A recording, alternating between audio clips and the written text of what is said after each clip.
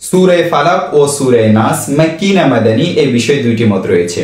হযরত জাবির রাদিয়াল্লাহু তাআলা আনহু ও হাসান বসরি সহ কয়েকজন তাবেঈ সূরা দুইটিকে মাক্কি বলেছেন।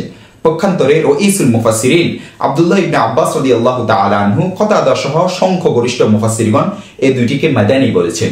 তাফসীরে রুহুল মাআনিতে আল্লামা মাহমুদ আলুসি রাহমাতুল্লাহি আলাইহি মাদানী হওয়ার মতটিকে সহিহ বলেছেন।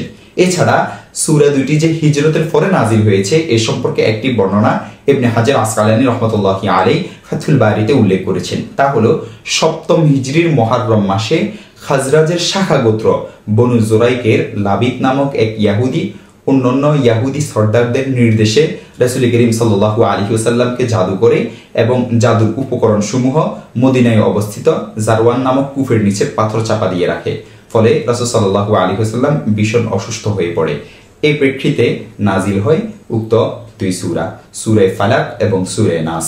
দেখতে পারেন ফাথুল বারি 10 নং খণ্ড 237 নং পৃষ্ঠা, রুহুল মাআনি 30 নং খণ্ড 278 নং পৃষ্ঠা, তাফসীর ইবনে কাসীর 4 নং খণ্ড 917 নং পৃষ্ঠা, শরহ মুশকিলিল আথার 15 নং খণ্ড 180 নং পৃষ্ঠা।